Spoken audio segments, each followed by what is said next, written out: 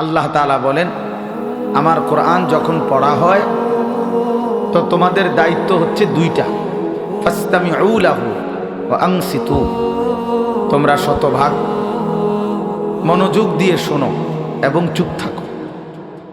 লাআল্লাকুম তুরহামুন, আল্লাহ তাআলা বলেন এতে অবশ্যই তোমাদের উপর রহমত বর্ষিত হবে।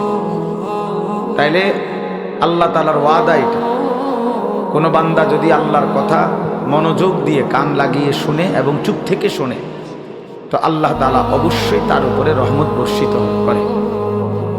আর এই আয়াতের তাফসীরের মধ্যে আছে রহমত বর্ষিত হবে মানে হলো আল্লাহ তাআলা তাকে তার হুকুম পালনের তৌফিক দান করবে। আসলে এই বাস্তবতা হলো এই যে আমাদের নামাজ ছুটে যায়, কেন ছুটে যায়?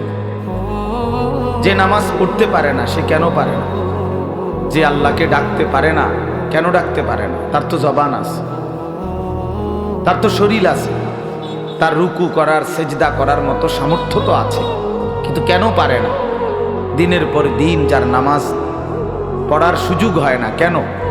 এটার মূল একটা কারণ এটা যে আল্লাহ তাআলা তৌফিক না দিলে বান্দা আল্লাহকে সেজদাও করতে পারে না, আল্লাহকে ডাকতেও পারে না। আল্লাহ পাকের সাহায্য লাগে, আল্লাহ তাআলার তৌফিক লাগে।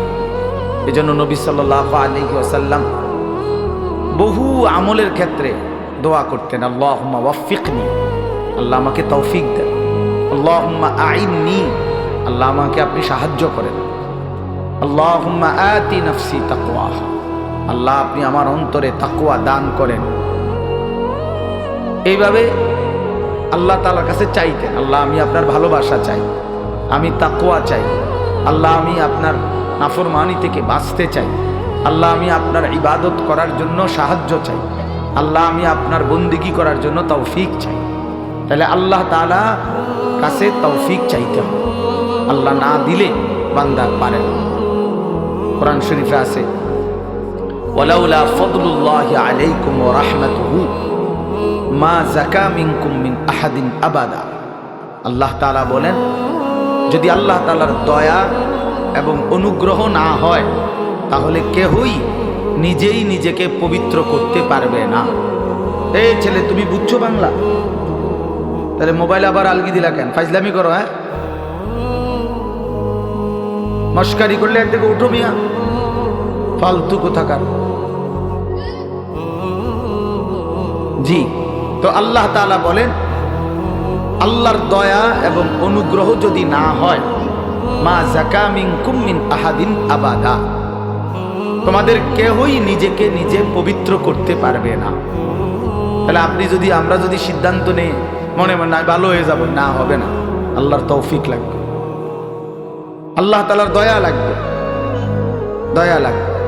কতজনই তো কতজনকে বলে যে ভালো হয়ে যাও, বা পরে বেত আলগি দেবো যে ভালো হইবে নি, কও হ ভালো, আসলে যেই সে, আসলে যেই সে। তাহলে বাস্তবতা হইল মহান আল্লাহ পাক রব্বুল আলামিনের তৌফিক লাগে, অনুগ্রহ হয়। ওয়ালাকিন্নাল্লাহা ইউযাক্কি মান ইয়াশা, আল্লাহ তাআলা বলেন আল্লাহই যাকে ইচ্ছে করেন তাকে পবিত্র করে থাকেন।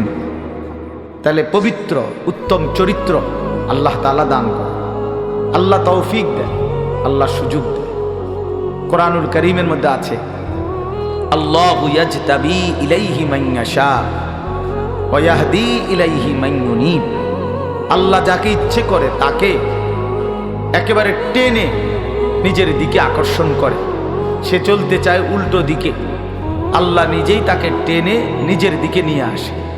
যেমন হযরত ওমর রাদিয়াল্লাহু তাআলা আনহু, তিনি রওনা দিয়েছেন নবী সাল্লাল্লাহু আলাইহি ওয়াসাল্লামকে হত্যা করতে, তো যাচ্ছে তো উল্টো পথে, অর্থাৎ নবীজিকে হত্যা করতে। আল্লাহ তাআলা টেনে নিয়ে আসছেন ঈমানের পথে। তো এই চলার পথেই আল্লাহ তাআলা ওনাকে ঈমান দান করছেন। তাহলে আল্লাহ তাআলা কোরআনে বলছেন আমি অনেককেই ইচ্ছে করে আমার দিকে টেনে নিয়ে আসি, টেনে নিয়ে আসি। 100 খুনের আসামি, পরবর্তীতে দেখা গেছে আল্লাহ পাকের অনেক বড় ওলি, অনেক মন্দ আখলাক, কিন্তু একটা সময় দেখা গেছে আল্লাহ চাইছে তো সে বহুত বড় আল্লাহওয়ালা হয়ে গেছে। এই জন্য আল্লাহ পাক অনেককে টেনে সরাসরি নিজের দিকে নিয়ে আসে। আবার অনেককে এই আয়াতের দ্বিতীয় অংশ হলো ওয়াহদি ইলাইহি মান ইউনীব, আর আল্লাহ তাআলা অনেককে যদি সে আল্লাহর দিকে একটু ঝুঁকে আসে, মানে একটু মনোযোগী হয়, একটু আন্তরিক হয়, একটু আগ্রহী হয়, তো আল্লাহ তাআলা তার চাইতে বেশি এগিয়ে হেদায়েত দিয়ে থাকে। আল্লাহ যখন দেখে বান্দা আমার দিকে এক কদম আগাইছে, তো আল্লাহ তাআলা তার রহমত মাগফিরাত নিয়ে 10 কদম আগায় আসে।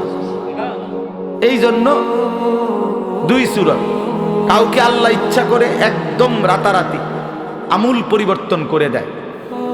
একেবারে নাফরমানি ছিল, আল্লাহ তাআলা পরিবর্তন করে আল্লাহওয়ালা বানায় দিছে। আর অনেককে আল্লাহ তাআলা যদি সে আল্লাহর দিকে একটু ঝুঁকে আসে, আল্লাহ তাআলা তার চাইতে বেশি রহমত মাগফিরাত দিয়ে তাকে আল্লাহ তাআলা হেদায়েত দিয়ে দেয়।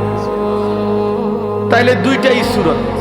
এই জন্য বললাম, আমরা যদি একটু আন্তরিক হই যে আমার আল্লাহর কথা আমার শোনা দরকার, কোরআন আমার জন্য, ইসলাম আমার জন্য, আমার আল্লাহ, আমার নবী, আমার রাসূল 23 বছর নবী সাল্লাল্লাহু আলাইহি ওয়াসাল্লাম কার জন্য কাঁদলেন? আমার জন্য।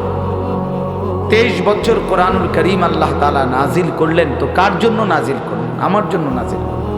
ইসলাম আমার, কবর আমার, হাসর আমার, মিজান আমার, ফুলসিরাত আমার, আখিরাত আমার। প্রত্যেকেই লিকুল্লি ইমরিইম মিনহুম ইয়াউমাইদিন শা'নুন ইউগনিহি। আল্লাহ বলছেন হাসরের ময়দানে প্রত্যেকেই নিজেকে নিয়েই ব্যস্ত থাকবে, শুধুই নিজেকে নিয়েই ভাববে, ইয়া রব্বি নাফসি নাফসি, আয় আল্লাহ আমাকে বাঁচান, আমাকে বাঁচান। হাদিসের মধ্যে আছে ইব্রাহিম আলাইহিস সালাম ওনার ছেলে ইসমাঈলকে দেখবে হাসরের মাঠে, কিন্তু ডাকবে না। ইয়াকুব আলাইহিস সালাম ওনার ছেলে ইউসুফ আলাইহিস সালামকে দেখবে, কিন্তু ডাকবে না। মুসা আলাইহিস সালাম ওনার মা বোনকে দেখবে, কিন্তু ডাক দিবে না। শুধু বলবে এক কথা, ইয়া রব্বি নাফসি নাফসি, আয় আল্লাহ আমাকে বাঁচান, আমাকে বাঁচান। তাইলে এই যে নিজের ফিকির, আমার কবর, আমার আখিরাত, আমার মিজান, আমার ফুলসিরাত, এটা এক চিরন্তন বাস্তবতা। দুনিয়া খাইয়া পয়রা চলতেছি আমরা, নওজোয়ান বলেন আর বয়স্ক বলেন, এতটুকুতেই যদি নিজেকে তৃপ্ত মনে করেন, এটা বোকামি হবে বাপ। প্রতিনিয়ত চারদিকে মানুষ মৃত্যুবরণ করতেছে, তাহলে যারা মরতেছে কেউ মরতে চায় নাই, কেউ থাকতেও পারে না। এক অদৃশ্য মালিক তাদেরকে নিয়ে যাচ্ছে, তাহলে তিনি যেহেতু নিয়েই যাচ্ছেন, আমাকেও নিয়ে যান। এটাই সত্য, এটাই চিরন্তন বাস্তবতা, এটাই চূড়ান্ত সত্য। হাসলেও মরে যাবেন, কাঁদলেও মরে যাবেন, সুখে থাকলেও মরে যাবেন, দুঃখে থাকলেও মরে যাবেন। রাজপ্রাসাদ আর অট্টালিকার লোকটাও মরে যাবে, জীর্ণ কুঠির কুড়ে ঘরের লোকটাও মরে যাবে। অতএব এটা ভাবা উচিত। আমি শুরুর কথা এটাই জন্য বললাম, যেটা আমাকে গ্রহণ করতেই হবে, যেই মৃত্যু আমাকে বরণ করতেই হবে, যেই কবরে আমাকে পৌঁছতেই হবে, তো সেইটাকে পাশ কাটাইয়া যাওয়ার উচিত না।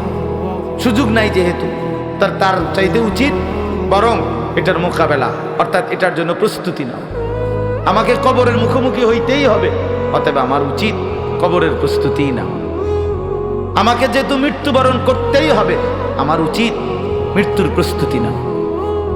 এখন যদি হয়তো না হুজুর, আমার কাছে একটা ভিন্ন লাইন আছে, আপনাদের অনেকের জানা নাই, হয়তো আমার আছে, জানা আছে, মৃত্যু থেকে কিভাবে বাঁচতে হয়, কবর থেকে কিভাবে বাঁচতে হয়। তো ঠিক আছে ভাইয়া, তাহলে তুমি তো একটা নিশ্চিত হইছ। আমার কাছে তো এমন কোনো পথ নাই, আমি তো এমন কথা দেখি নাই, শুনি নাই।